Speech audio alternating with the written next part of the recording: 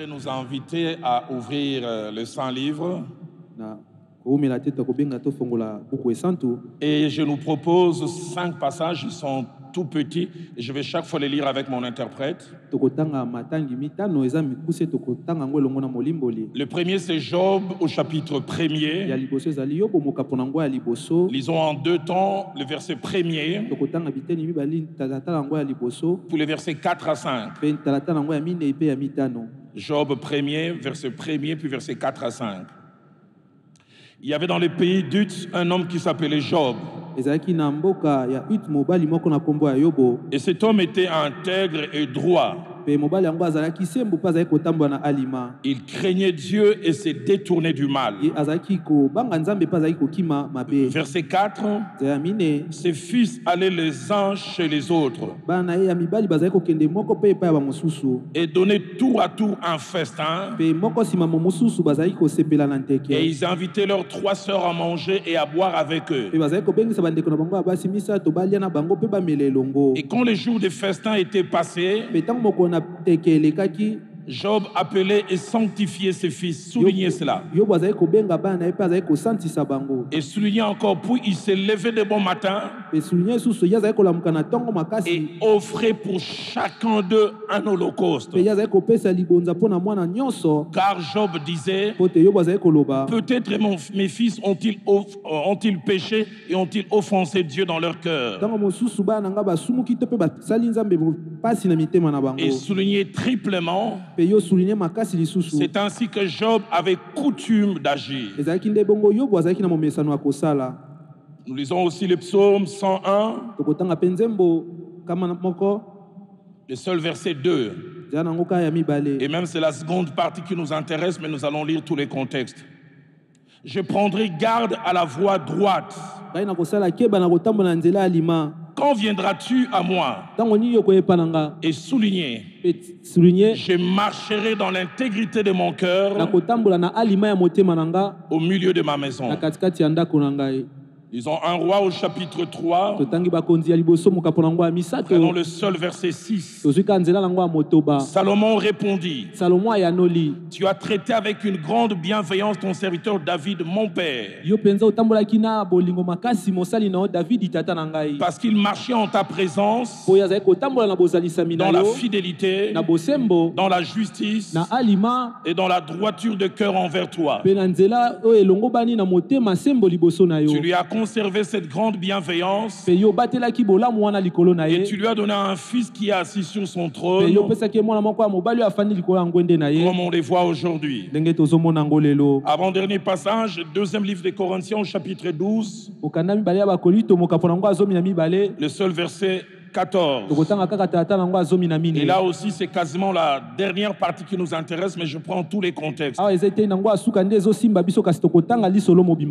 pour la 3e fois que je suis prêt à aller chez vous, et je ne vous serai point à charge, car ce ne sont pas vos biens que je cherche, c'est vous-même. Et souligner, ce n'est pas en effet aux enfants à amasser pour leurs parents, mais aux parents pour leurs enfants. Et puis enfin, nous terminons avec Proverbe au chapitre 17. Proverbe au chapitre 17. Et nous lisons le seul verset 6e. Proverbe 17, verset 6. Les enfants des enfants sont la couronne des vieillards, et les pères sont la gloire de leurs enfants. En cette semaine spéciale où tout est focalisé sur la famille, j'ai eu à cœur chaque soir de parler à une certaine catégorie de la famille. Et ce soir, je vais m'adresser principalement aux hommes, pour ne pas dire aux pères. Et quand je parle des pères, je voudrais m'adresser à ceux qui le sont déjà, à ceux qui vont les devenir. Les thèmes que j'aborde ce soir, c'est 4 incontournables pour être un homme utile pour sa maison selon la Bible. 4 incontournables pour être un homme utile pour sa maison selon la Bible. Alors quand nous parlons d'homme, la pensée déjà, nous voulons parler du Père. 9 choses attachées et à notre thème, et c'est-à-dire l'intitulé, mais aussi au contenu. Premièrement, il est question d'incontournable. C'est-à-dire ce dont il faut tenir compte. Mais deuxièmement, incontournable, c'est ce qui n'est pas une option, mais une obligation. Et troisièmement, lorsque nous disons incontournable, c'est-à-dire ce dont on ne peut faire sans. La présence est indispensable. Mais quatrièmement, lorsque nous parlons d'incontournable, c'est ce dont l'absence cause préjudice. Si la chose n'est pas là, il y a déséquilibre. Deuxième chose dans notre intitulé, nous avons chiffré les incontournables. Nous avons parlé des 4. C'est-à-dire qu'il y en a seulement 4 noms. Il y en a plusieurs, mais nous avons pris ce que je peux qualifier des principales ou ce qui est focal. Les incontournables les plus importants.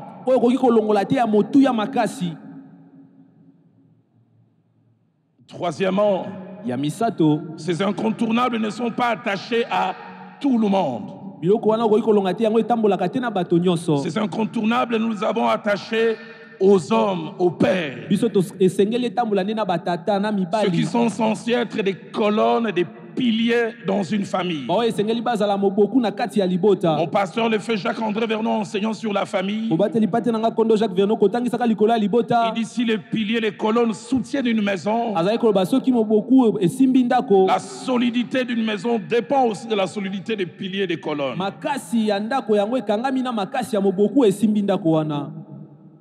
Quatrièmement, nous avons ajouté la notion de homme.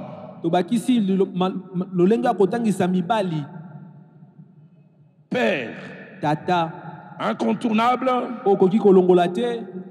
qui touche l'homme, mais nous avons dit qu'il les rend utiles. S'il a ces incontournables, ça permet qu'il enrichisse les autres. Ça permet qu'il soit une source de bénéfices pour les autres. Ça permet que les autres aient un plus à cause de ce qu'il a et de ce qu'il fait. Et s'il n'a pas ces choses que nous verrons, et s'il ne les pratique pas, les conséquences ne s'arrêtent pas à lui, ça touche son environnement immédiat.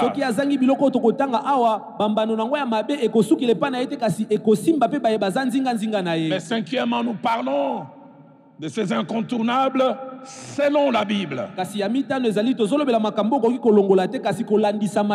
Notre source d'autorité.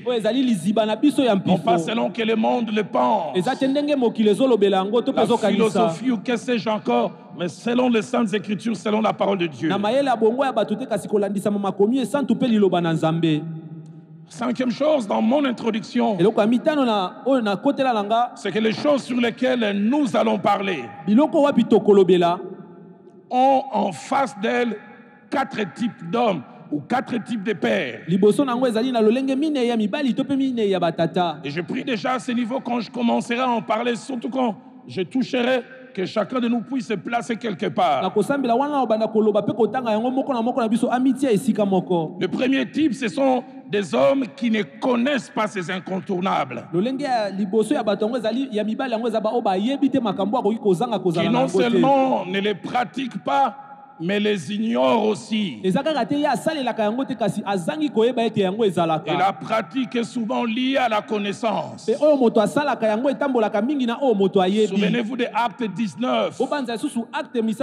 Premier verset jusqu'au 6e. Il est question de 12 personnes qui se réclament disciples de Christ. Et l'apôtre Paul les rencontre à Éphèse. Ceux du coin les appellent chrétiens, enfants de Dieu. Il leur pose la question: avez-vous reçu le Saint-Esprit lorsque vous avez cru? Écoutez leur réponse: nous n'avons même pas entendu dire qu'il y a un Saint-Esprit. Ils sont enfants de Dieu, mais ils ne connaissent pas le Saint-Esprit. Ils sont attachés à ceux de Jérusalem.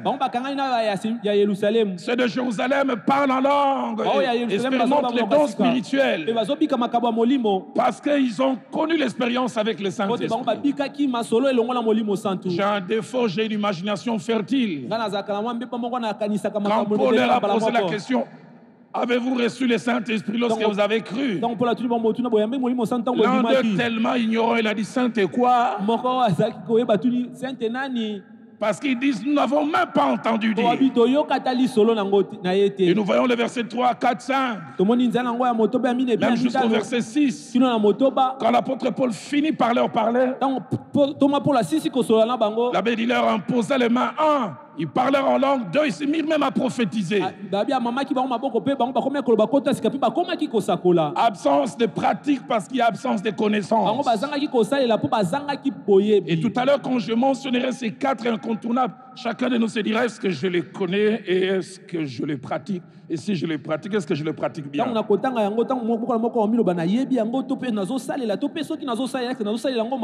Mais deuxième catégorie d'hommes, deuxième type d'hommes, c'est ceux qui connaissent ces incontournables, mais les connaissent vaguement, à peine, de manière tronquée. En quantité, en qualité, ils n'ont pas tout ce qu'il faut pour avoir la connaissance complète. Cela me rappelle Acte 18, versets 24 à 26. Il est question d'un homme de Dieu fantastique.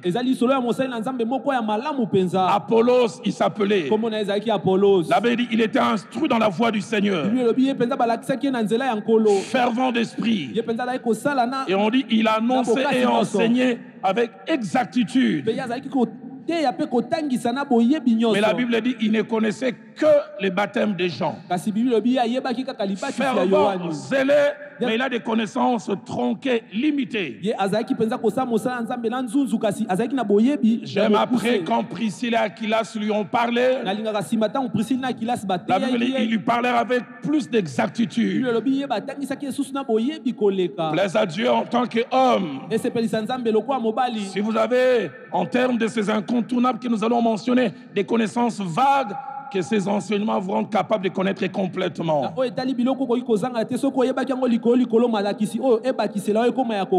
Troisième type ou troisième catégorie d'hommes ou de pères,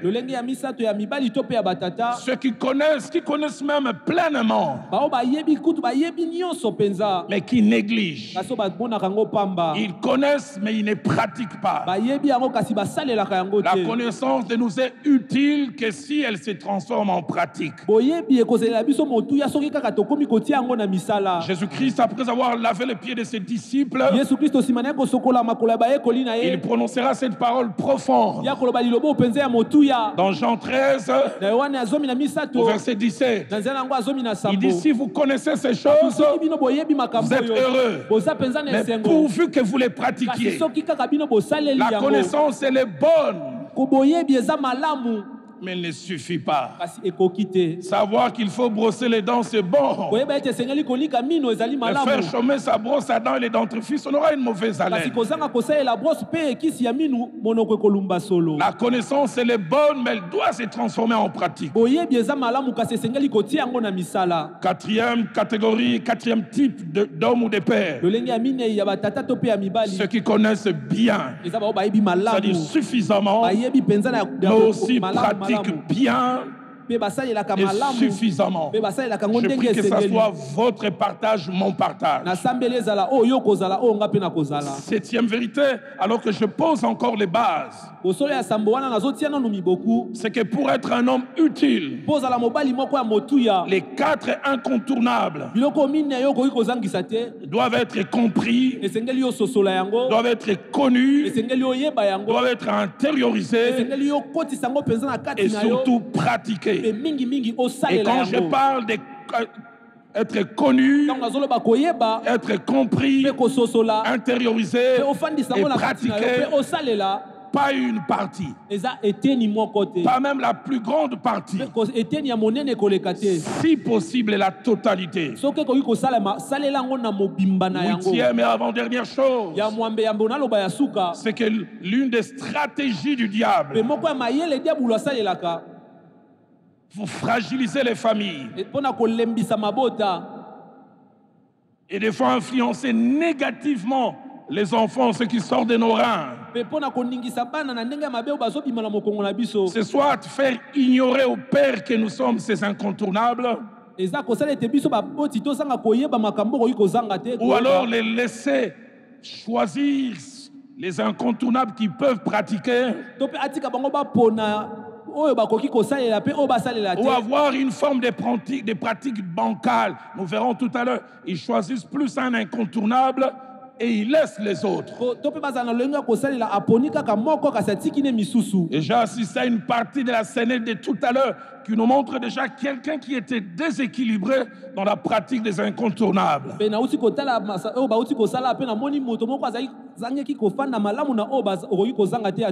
9e et dernière chose, alors que je pose les bases de mon enseignement, la volonté de Dieu est que ces incontournables, que non seulement que nous les connaissions, mais que nous puissions les pratiquer. Et pour que cela soit fait,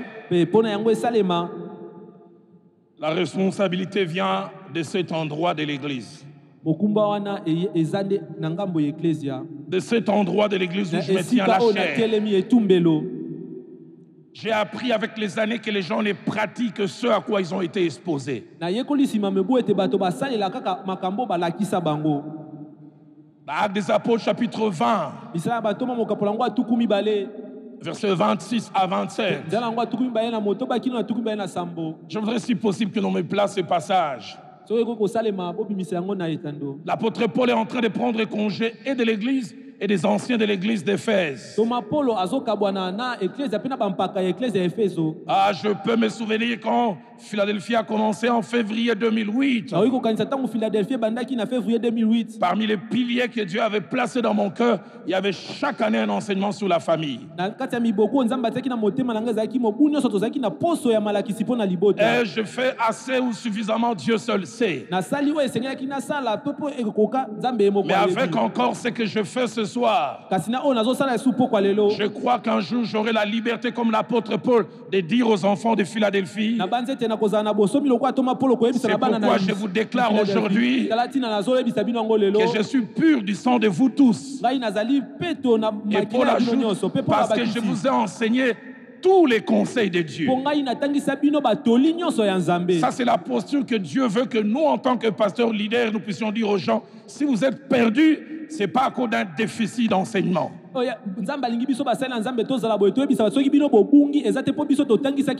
Si vos familles ne vont pas bien, si vous n'êtes pas des bons pères, ce n'est pas parce que moi, en tant que pasteur, je n'ai pas fait mon travail. Moi, je fais ma part. Alors la responsabilité est de votre côté. Si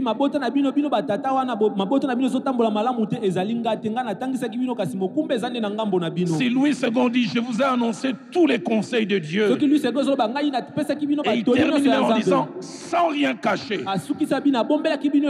La version Alfred Kouane dit, je vous ai enseigné tous les plans de Dieu. C'est que Dieu a pensé à désirer.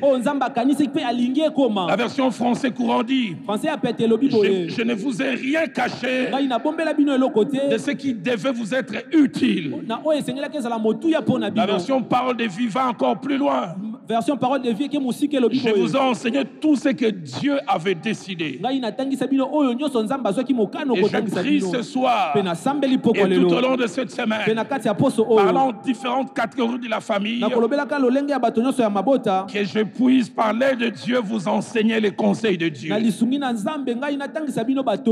Alors le tout premier incontournable qui fait de vous et moi des hommes ou des pères utiles pour nos familles, selon la Bible, c'est que Dieu veut que nous soyons des sacrificateurs et des lévites dans nos maisons.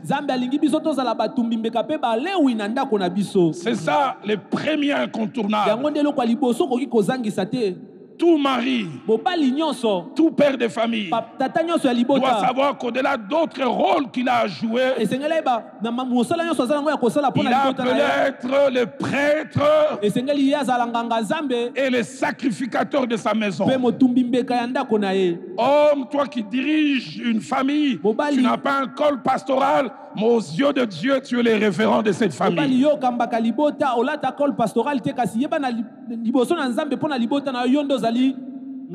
Sacrificateur et lévite.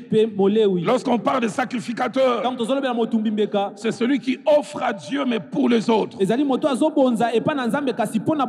Mais le sacrificateur, c'est celui qui se tient entre le besoin d'autres personnes et Dieu, qui fait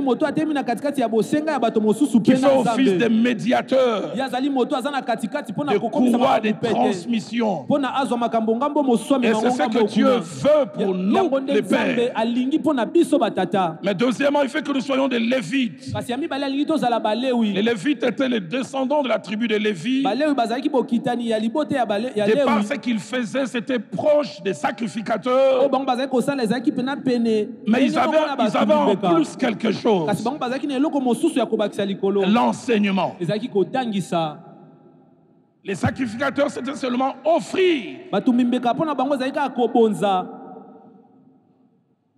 Mais les lévites enseignaient. 4 choses à retenir à ce niveau. La première, c'est que lorsque nous disons qu'il doit être le sacrificateur de sa maison, la première idée qui est cachée derrière, c'est que c'est lui, premièrement et principalement, qui doit se tenir entre Dieu et le besoin spirituel de sa maison. Pas les responsables de la cellule, pas les pasteurs de l'église, c'est l'homme de la maison qui se tient entre le besoin de sa maison et Dieu. Je n'ai pas honte de le dire, ça ne serait pas de la prétention. Il n'y a personne au monde qui prie plus pour ma famille que moi, pour ma femme, pour mes 4 filles et maintenant pour mes 5 petits-enfants. Mon épouse, si elle était ici, elle témoignerait. Je me mets à genoux régulièrement. Je n'ai pas d'adjoint, je n'ai pas de suppléant. Parce que j'ai conscience, certaines choses, si je ne les fais pas, le mal peut arriver. Que Dieu nous donne des hommes sacrificateurs qui se tiennent devant Dieu pour leur maison et qui savent payer le prix. Si les hommes sont ici, que les bouches de femmes chôment, que les hommes disent avec moi Amen. Deuxième des choses que nous disons, c'est lui le sacrificateur. C'est que c'est lui qui principalement doit combattre spirituellement pour sa maison. C'est lui qui doit se tenir pour combattre contre les ordres de l'enfer et du monde de ténèbres.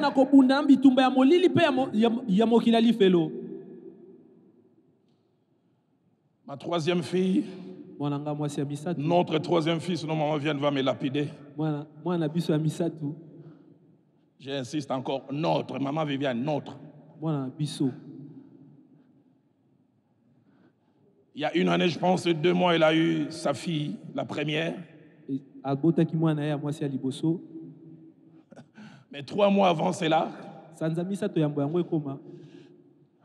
Pasteur Benjamin, qui est mon assistant et m'accompagnait. Pasteur Benjamin je pars prêcher dans une église à Mongafula.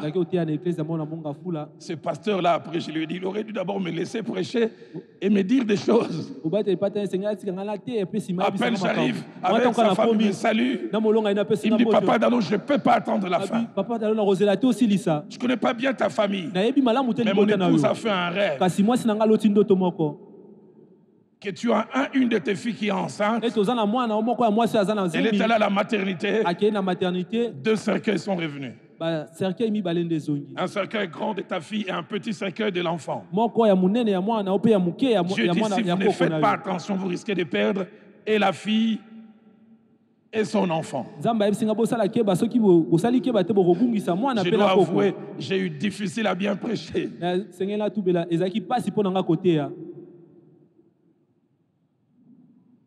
Je rentre avec cette information et Dieu me dit, tu n'en parles pas à Viviane.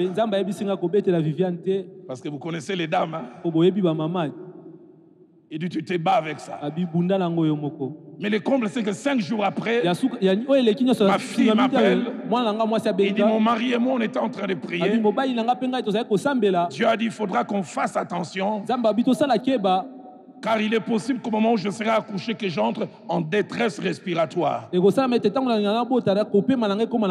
J'ai failli lui dire, on m'a dit ça, j'ai dit, Les 3 mois qui ont suivi, 90 jours, je ne pense pas avoir mangé 25 jours. Viviane me disait, mais pourquoi tu ne manges pas? Je dis, j'ai des fardeaux. Je descendais à Mimosa. Je dis, je vais prier pour des besoins nombreux. Mais j'allais là, je me couchais, je n'enterrerai pas ma fille. Je voyage. Et puis mon épouse me dit, Gloria, Madame Okani est en route vers la maternité. M'a appelé, je pense, vers 21h, 22h. Vers 1h du matin, j'ai dit, comment ça évolue? Il dit, très peu. 3h du matin, je ne reçois pas de feedback. C'est notre fille cadette qui est aux États-Unis qui appelle, dit, papa, maman n'arrive pas à t'appeler parce que Gloria est en train d'entrer en détresse respiratoire. On voit les signes vitaux qui sont en train de partir. Et je continue à lutter dans la prière. Vers 8h, on m'appelle, on dit finalement elle a accouché. Mais elle ne faisait que trembler comme si elle allait perdre la vie. Et l'enfant a dû être mis en couveuse malgré qu'elle était née à terme. Je n'ai rien dit, ce n'est que 6 jours après, quand j'atterris, non, 3 jours après quand j'atterris, je vais directement à l'hôpital. C'est à ce moment-là que je leur ai dit, voici 3 mois, j'ai porté ce fardeau. Et Viviane, je n'ai fait que prier. Que Dieu nous donne des hommes qui savent se tenir entre Dieu et le besoin de leur maison. Oh, j'aime ce que ma Bible dit. Il s'appelait Isaac. Il avait une femme qui s'appelait Rebecca. Ma Bible montre que Rebecca n'a rien demandé. Ma Bible dit Isaac invoqua l'Éternel pour le problème de stérilité de sa femme. Que Dieu nous donne des Isaac qui prient pour des Rebecca. Troisième des choses quand nous disons sacrificateur, c'est que c'est lui qui doit être l'intercesseur principal qui fait reculer les projets de ténèbres. Et pour le faire reculer, il doit les découvrir. Pour le découvrir, il doit apprendre à se mettre à genoux. J'aime quand il est dit de cet homme de Dieu, il est celui quand il se prosterne, ses yeux s'ouvrent. Papa, les yeux spirituels ne s'ouvrent pas devant la télé, devant Real Barça.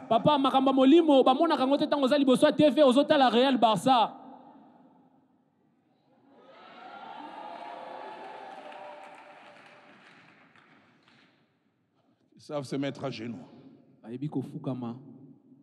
Quatrièmement, quand nous disons c'est lui le sacrificateur, c'est que c'est lui qui doit être le bouclier qui protège sa famille des attaques. Nous l'avons lu dans Job 1, 4 à 5. Je suis étonné, Job avait une femme. Mais quand ses enfants fêtaient, on ne parle pas de l'activité de sa femme. Il nous a dit c'est Job qui appelait ses fils et les sanctifiait. Il coupait son sommeil, il s'élevait de bon matin et il offrait pour chacun d'eux un holocauste. Mais ma Bible ne s'arrête pas là. Ma Bible dit à la fin, c'est ce qu'il avait coutume de faire. C'était un style de vie. Je prie qu'après ces enseignements, que ce langage s'arrête. Où les hommes vantent leurs femmes. Moi, je prie qu'après cette semaine, que les mamans se lèvent et témoignent. Mon mari, c'est un guerrier dans la prière. Mon mari, intercesseur avec I majuscule. Que Dieu nous donne des choses, des sacrificateurs qui savent dire tu ne toucheras pas mes enfants. Tu ne les toucheras pas. Si les papas sont d'accord avec moi, qui me donnent un bon amen. Amen. Genèse chapitre 8, verset 20. Noé sort de l'arche. Il a femme. Il a enfant. Mais c'est lui qui bâtit un autel. Parce qu'il sait que c'est lui le sacrificateur. À cause de ce que Dieu vient de faire, c'est moi qui dois offrir au nom de la famille. Et ce que j'aime, c'est Noé qui a offert. Mais quand Dieu s'élève, il jure. Et en jurant, les conséquences touchent même ceux qui n'ont pas fait cela. Que Dieu nous donne de Noé en famille. Quand ils s'élèveront, ils poseront des actes. Dieu dira, je ne détruirai plus la terre à cause de ce qu'il a fait. Si les papas sont là, ils sont d'accord qu'ils me donnent un bon amen. Dans Exode chapitre 12, verset 1 à 21, lorsque Dieu institue la Pâque, avant la sortie d'Égypte, il demande qu'on puisse offrir. Et c'est encore aux hommes qu'il demande cela. Placez-moi surtout le verset 21. Le verset 21, placé. Il dit, Moïse appela tous les anciens d'Israël. Et leur dit, allez prendre du bétail pour vos familles. Et immolez la Pâque. Ce n'est pas aux familles, c'est à vous. Vous ne le faites pas pour vous, vous le faites pour votre famille. Quand vous placerez ces lentons, c'est sang sur les laiton, la famille ne sera pas détruite. La famille n'est pas détruite parce que tout le monde a fait, parce que quelqu'un a joué son rôle. Donne-nous des sacrificateurs. Marc chapitre 5, verset 22 à 23. Et puis le verset 40 nous parle de ces chefs de la synagogue. Il a joué son rôle de sacrificateur. Il avait un enfant qui était à l'extrémité. Le verset 40 montre qu'il avait une femme. Mais il n'a pas dit Mado, il n'a pas dit Mado, va voir Jésus. Mado, va chercher Jésus. Alors il vint lui-même. Il se jeta à ses pieds. Il oublie sa position. Donne-nous des pères sacrificateurs. Il dit ma fille est à l'extrémité. Que dire de Marc 9, verset 17 à 22. Ce père qui avait un enfant lunatique, il a laissé tout ce qu'il avait. Il a couru vers Jésus. Donne-nous des parents qui courent vers Jésus. Donne-nous des pères qui courent vers Jésus. Donne-nous des pères qui décrètent des programmes pour leurs enfants. Et deuxièmement, Lorsque nous disons Lévite, et Lévite de sa maison, il y a certaines idées qui sont cachées derrière. Premièrement, c'est lui le prêtre et le pasteur de sa maison. C'est-à-dire qu'il se préoccupe de l'état spirituel de sa maison. Et il a cela à cœur. Placez-moi Genèse 18. Au verset 19. L'Éternel s'adresse à Abraham. Il lui dit des choses fortes. Genèse 18, verset 19e. Il lui dit des choses fortes. Car je l'ai choisi. J'aime les verbes qui est utilisé. Afin qu'il ordonne à ses fils et à sa maison après lui de garder la voie de l'Éternel. Il les ordonne. Il les ordonne. Il les ordonne. J'ai aujourd'hui 60 ans. Les chants qui m'accompagnent le plus. Quand je suis dépassé, je dois intercéder. Ce sont des chants entêtés là. Ongeni, ongeni, mete. Jisoele, ongeni. Ongeni la oshimbedi. De la tochekechi. Ayodi mania kolo. Wele le temasoche. Vous voulez que je vous dise quoi? Ces chants, je les ai appris païens. Je me suis converti à 20 ans.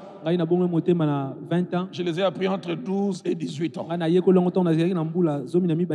Mon père avait instauré un culte familial obligatoire chaque mercredi.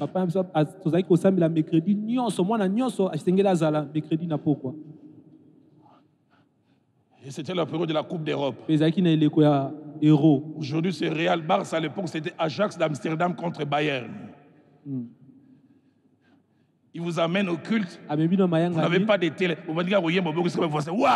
Dès que vous commencez à chanter là-bas, ça crie. Wow. Tu les maudis. On a un recueil de chants. C'était là 160 chants. Je connais 158.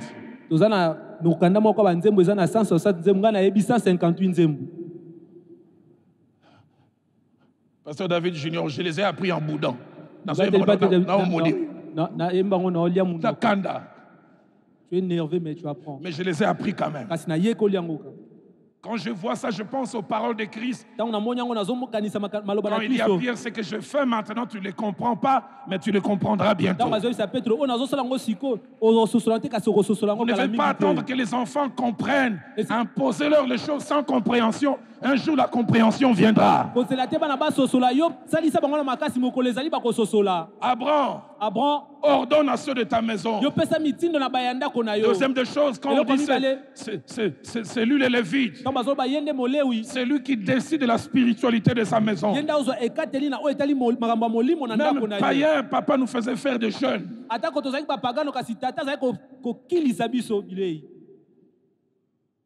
Pas de démocratie dans une maison.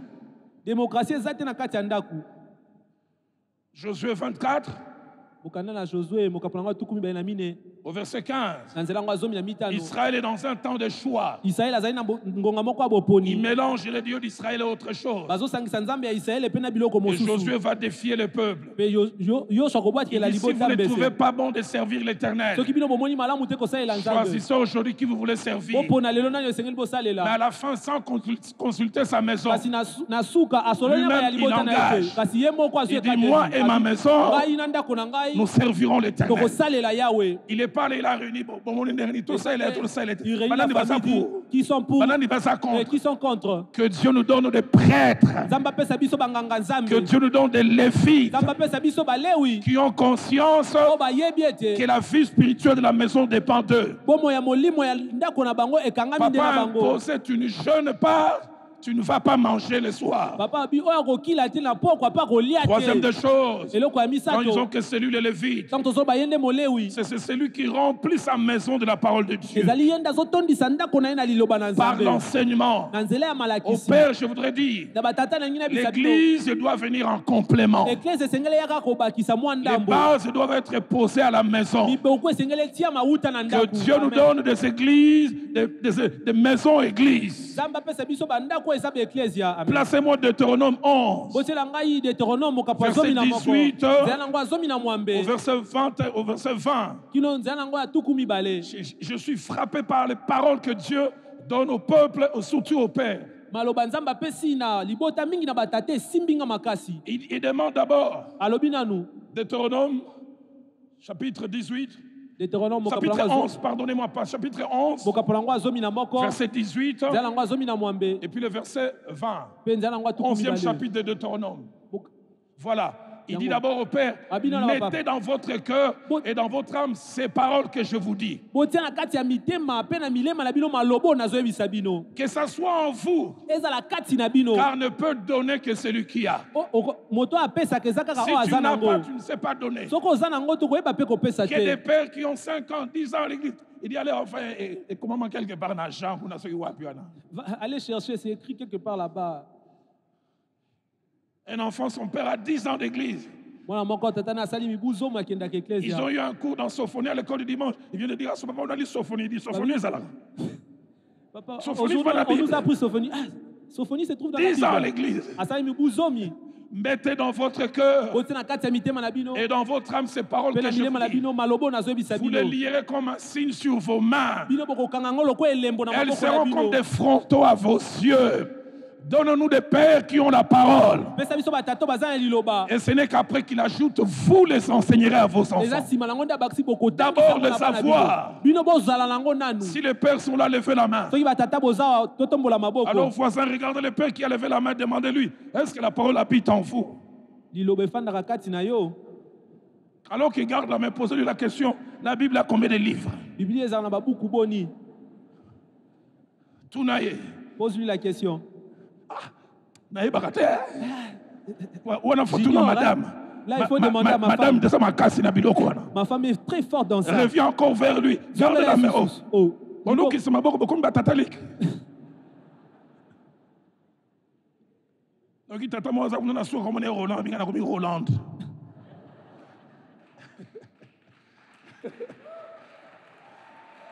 Garde la main. Tounaye. Demande-lui. Le Nouveau Testament a combien de livres? Nouveau Testament ça va beaucoup boni. Garde la main. Pose la question, Paul a écrit combien d'épîtres? Paul a combien mikanda boni?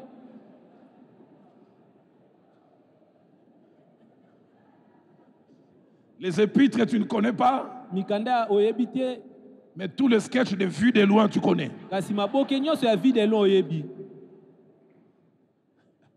Vous les enseignerez à vos enfants. Vous leur en parlerez quand tu seras dans la maison. Quand tu iras en voyage, même à distance, tu continueras à être enseignant. Quand tu te coucheras et quand tu te lèveras, que Dieu nous donne des pères comme ça à fila. Des pères lévites. Des pères pasteurs. Verset 20, j'aime beaucoup. Tu les écriras sur les poteaux de ta maison et tes portes. Tu rendras la parole de Dieu omniprésente. C'est ce que Dieu veut. C'est ce qu'il attend de nous. Mais quatrième chose, quand disons que c'est lui le Lévite, c'est que c'est lui qui communique les valeurs. Les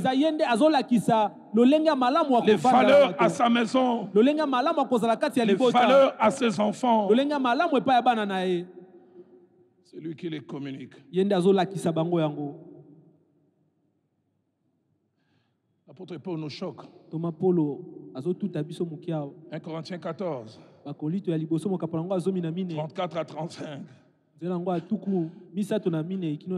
demande aux femmes de se taire à l'église. Placez-moi César. Que les femmes se taisent dans les assemblées. Car il ne leur est pas permis d'y parler. Mais qu'elle soit soumise selon que dit aussi la loi. Wow, écoutez le verset 35. Si elles veulent s'instruire sur quelque chose, qu'elles s'interrogent qui les pasteurs, qu'elles interrogent qui leur mari à la maison. Quand maman revient, chérie, retour à Jésus, on a phase bonne. Ah! Maman. Le retour de Jésus aura combien de phases? Maman, laisse ces choses-là. Chérie, les deux témoins de l'Apocalypse, c'est Barosa Banane. Témoin mi balé Apocalypse, c'est Rakio. Est-ce que mon va comme un révérend Mouton? Tu as vu ici qu'on a écrit révérend Mouton. Chérie, les dons spirituels, les aranines.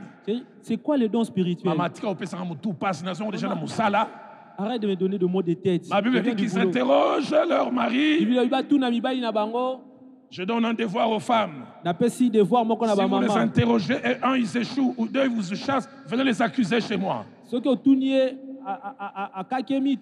Dieu nous donne des hommes qui savent répondre. Est-ce qu'on peut dire un bon amen? Amen. Troisième chose.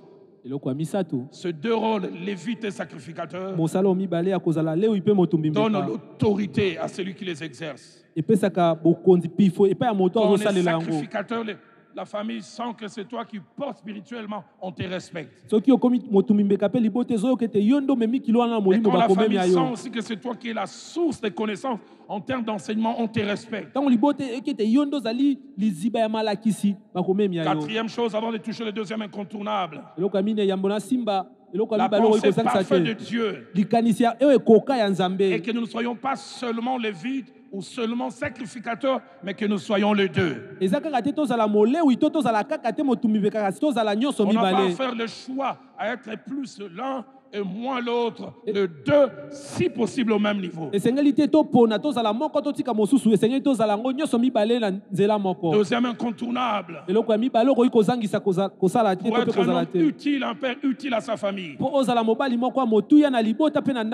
c'est être le modèle. Les modèles. Quand je dis modèle, premièrement, c'est celui qui prêche par l'exemple.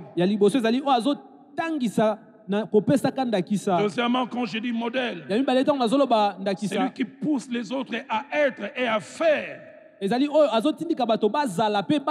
En étant et en faisant d'abord lui-même.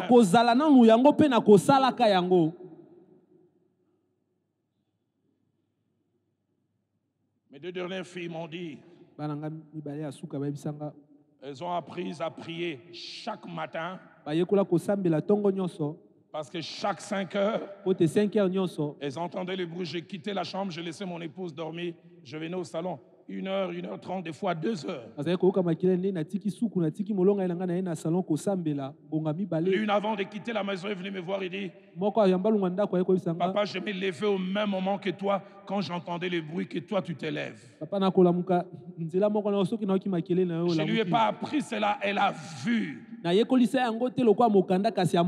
Troisièmement, quand nous disons que c'est un modèle, c'est celui qui inspire les autres. C'est celui qui, sans parole, parle aux autres. L'épouse à agir. L'épouse à faire des choses. Modèle. Ma première fille, en mai 2010, était en train de finir ses études secondaires à l'école où elle étudiait. Et elle devait faire un speech, une élocution d'une vingtaine de minutes. Et elle avait insisté que je vienne. Et quand elle s'est présentée, le thème de son speech, c'était mon héros. Je me disais de qui elle va parler. Elle a parlé durant 20 minutes, je pense que j'ai pleuré 14 minutes. Elle a dit, mon père est un homme particulier. Elle a dit 2 choses. Il dit, il aime jamais qu'on parle d'autres personnes. Les racontars, les colportages, il n'est jamais dedans. Soit il s'était, soit il vous arrête. Quand il disait ça, dans mon cœur, je disais, mais pourquoi ça? Quand est-ce qu'elle voyait ça?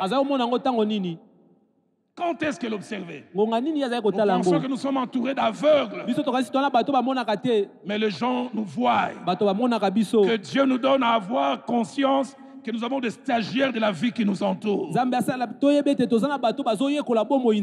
nous voient faire et être. Le frère Jacques-André Vernon nous enseignons sur les mariages. Il a dit tous parents mariés doivent savoir.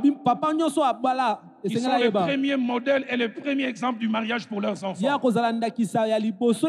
Avant les livres, avant les enseignements à l'église, les enfants apprennent à être mari, à être femme, selon qu'ils voient papa et maman l'être.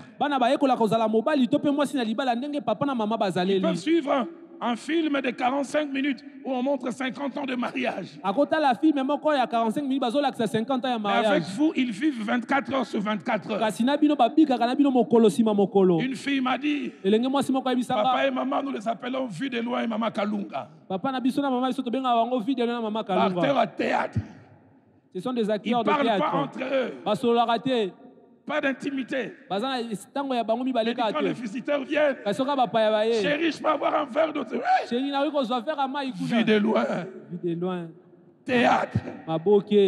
Ceux qui viennent croient qu'il y a complicité, mais ceux qui vivent au jour le jour constatent cela. C'est pourquoi j'aime les proverbes 31. Ces enfants qui vivent avec leurs parents, la Bible dit au verset 28, ces fils s'élèvent et la disent bienheureuse. Maman, vous avez un mariage fantastique. Nous vivons avec papa et vous. Nous voyons comment vous vivez. Que Dieu nous donne des modèles. Quelqu'un peut m'aider à dire Amen. Amen. Mais quatrièmement, lorsque nous disons modèle, c'est celui qui montre les chemins. C'est celui qui montre la direction. Sainte vérité que je mentionne en termes d'être modèle. Et là, je dis au Père, premièrement, être modèle, ce n'est pas une option, mais une obligation, une nécessité. Deuxièmement, être un modèle, c'est un enseignement pratique, la bouche fermée. Bouche fermée, mais ta vie parle. Pasteur Blansky, je pars faire un sort de stage à l'Écodim, à la borne. Le fils d'un général vient me poser la question. Il dit, frère Roland, Dieu a quel grade dans l'armée?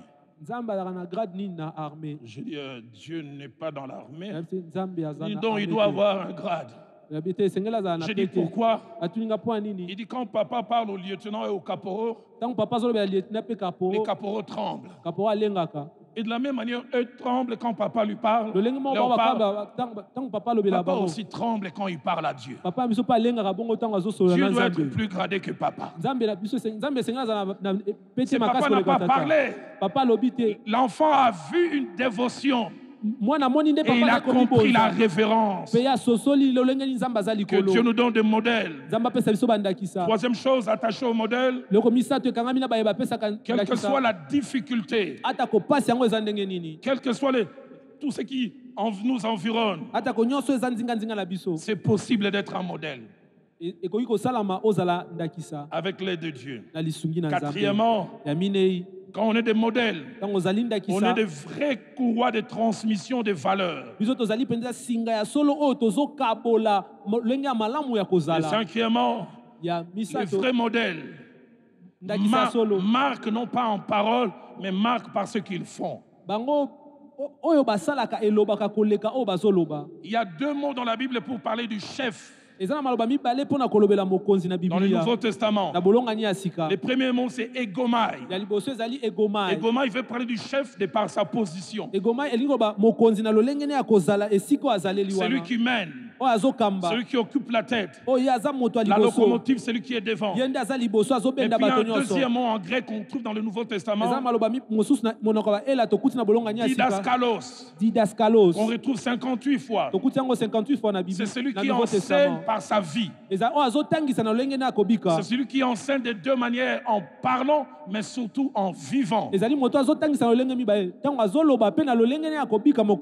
exemple, on le voit dans l'apôtre Paul.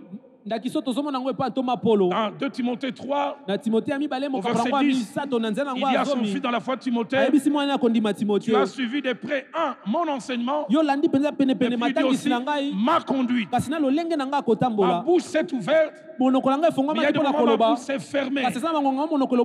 Et j'ai parlé par mes actes.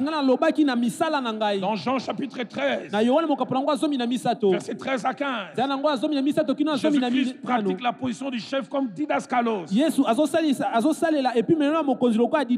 vous m'appelez maître et Seigneur, vous dites bien car je le suis.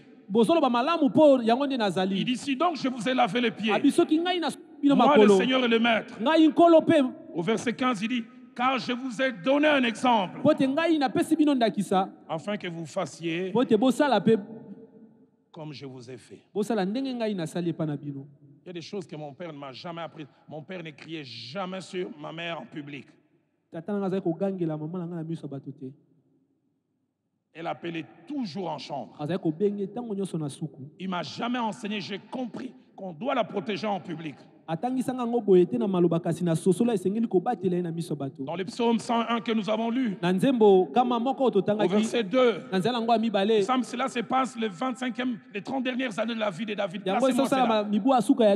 David s'est comporté autrement. Et puis à un moment il dit, je prendrai garde à la voie droite. Une autre version dit, je prendrai garde à la façon de marcher. Et écoutez comment il conclut, je marcherai dans l'intégrité de mon cœur au milieu de ma maison. Une autre version dit, j'imprimerai l'intégrité dans ma maison par ma façon d'être. Et cet exemple a tellement marqué que plus de 35 ans, certains disent 40 ans après, 1 Roi chapitre 3, au verset 6, Salomon se présente devant Dieu. Écoutez comment il parle à Dieu. Il dit, tu as traité avec une grande bienveillance ton serviteur David. C'est-à-dire celui qui t'était soumis. Et puis commence à témoigner, il dit, parce qu'il marchait devant toi, dans la fidélité, je l'ai vu, dans la justice, je l'ai vu, dans la droiture de cœur. Que Dieu nous donne des pères modèles qui n'exigent pas des choses, qui font des choses, et cela leur donne l'impérium de pouvoir d'exiger.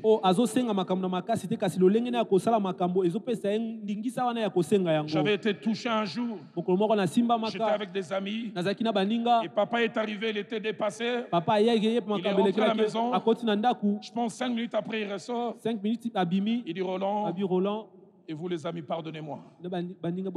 J'aurais dû vous saluer. J'avais été touché. De par sa position, est-ce qu'il pouvait faire ça? Troisième incontournable. Un vrai père doit être le pourvoyeur de sa maison. Quand je dis pourvoyeur, 4 idées. La première, c'est celui qui se sacrifie pour que sa famille ou sa maison soit à l'abri des besoins. Il se sacrifie pour cela.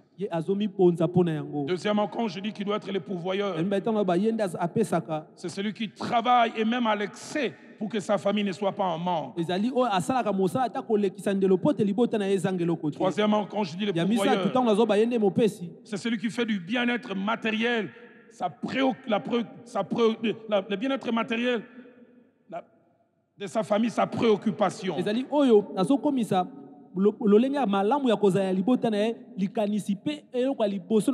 troisièmement, lorsqu'on dit qu'il doit être le pourvoyeur, c'est celui qui œuvre pour que sa famille soit à l'abri des besoins essentiels.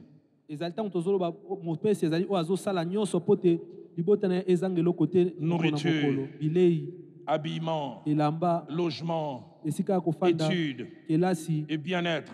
Quelques pensées avant de toucher les derniers incontournables et de conclure. La première, c'est que dans la pensée de Dieu, tout le monde n'est pas appelé à jouer ce rôle de pourvoyeur. C'est principalement les pères. 2 Corinthiens chapitre 12, verset 14 que nous avons lu. Ce n'est pas en effet aux enfants d'amasser pour leur père. Louis II dit les enfants, mais 4 autres versions disent pour leur père. Mais c'est au père d'amasser pour leurs enfants.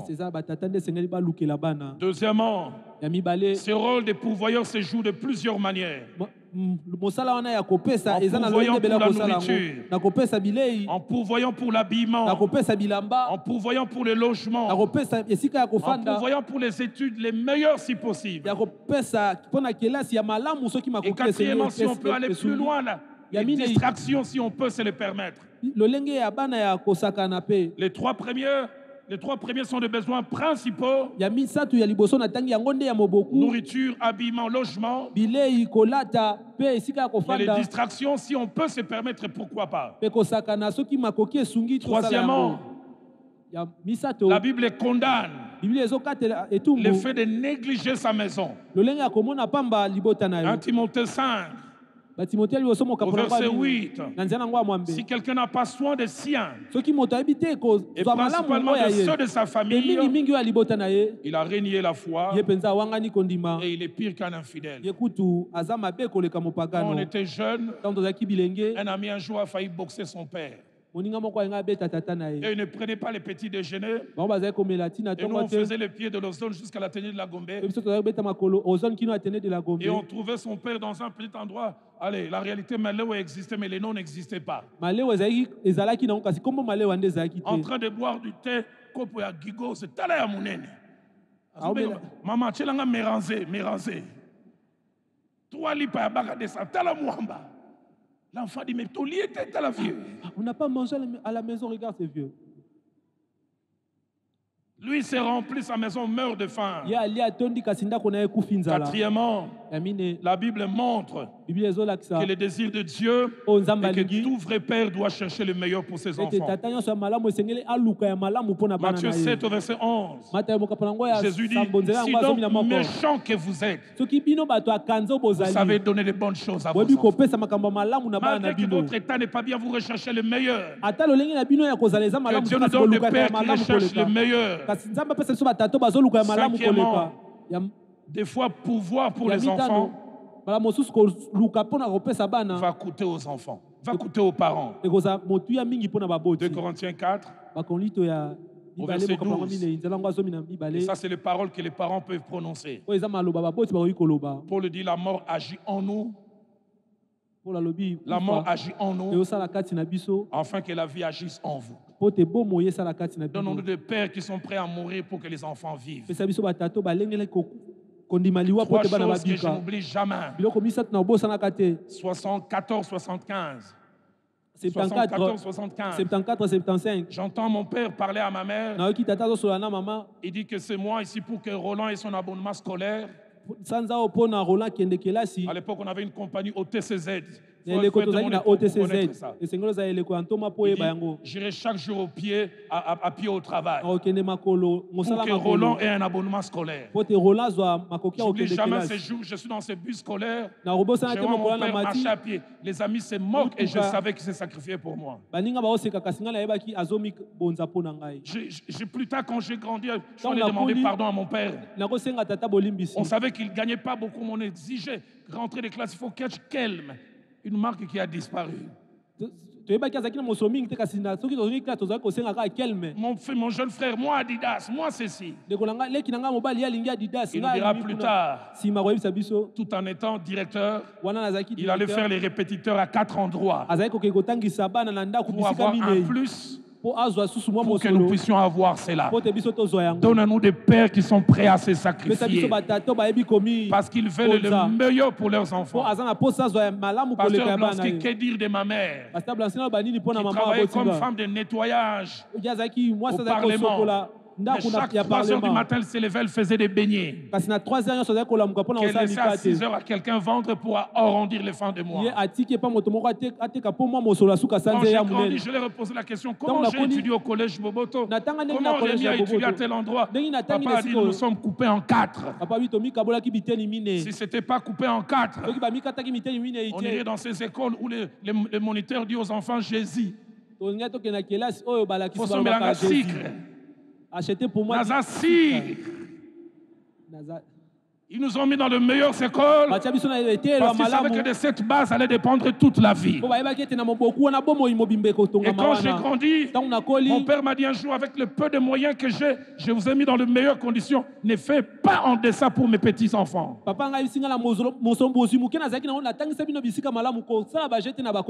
touche le dernier point. Le quatrième incontournable, je vais simplement le mentionner. Pour voir pour les enfants, est fait dans un double but. Premièrement, leur donner le meilleur. Et puis deuxièmement, apprendre aux enfants ce qu'il faut faire. Parce que mes parents, surtout mon père, m'a donné le meilleur. Je me suis battu aussi pour que mes filles aient les meilleurs. Quatrième incontournable, je ne vais pas le mentionner. Je ne vais pas aller en détail, mais je vais simplement mentionner. Les pères doivent être la gloire de leurs enfants.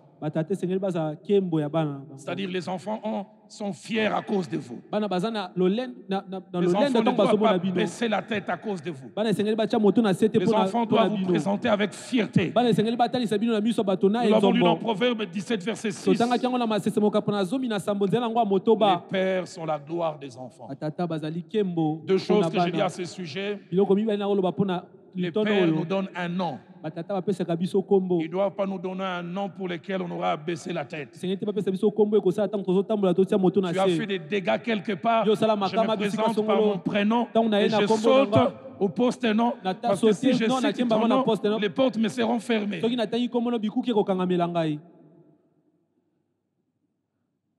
Être le fils d'Hitler. Et tu atterris à Tel Aviv et tu dis, je m'appelle Jean-Jacques Hitler. Ils vont te recevoir. Que nos pères puissent être notre gloire. Que nos pères puissent être comme David quand il a tué Goliath. Ses enfants pouvaient dire, c'est notre père qui a fait ça.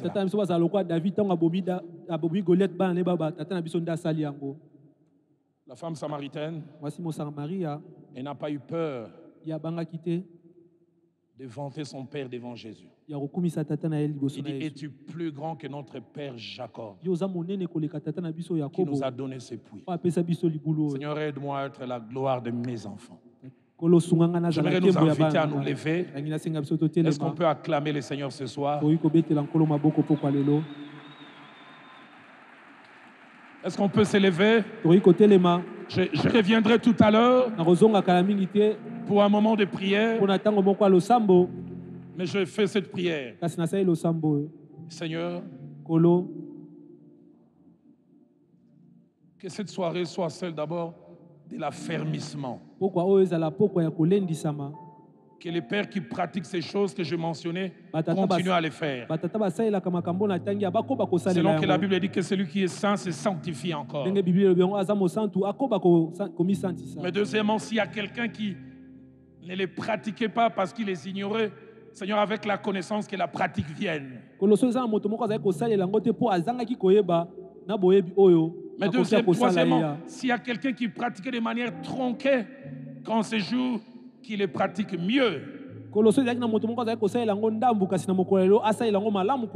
Et quatrièmement, je te prie, s'il y a quelqu'un qui n'était que lévite, mais qui n'était pas sacrificateur, il ajoute l'aspect lévite. Mais je te prie aussi, au-delà d'être sacrificateur et lévite, donne à quelqu'un d'être aussi un modèle. Donne à quelqu'un d'être un pourvoyeur. Et dans le pourvoyeur, aide-le à se battre. Mais je termine en priant. Aide-nous à être la gloire de nos enfants. À cause de nos enfants, à cause de nous, que nos enfants puissent bomber leur torse. C'est au nom de Jésus-Christ que j'ai ainsi prié. Et fille, la cité d'exaucement m'aide à dire Amen. Amen.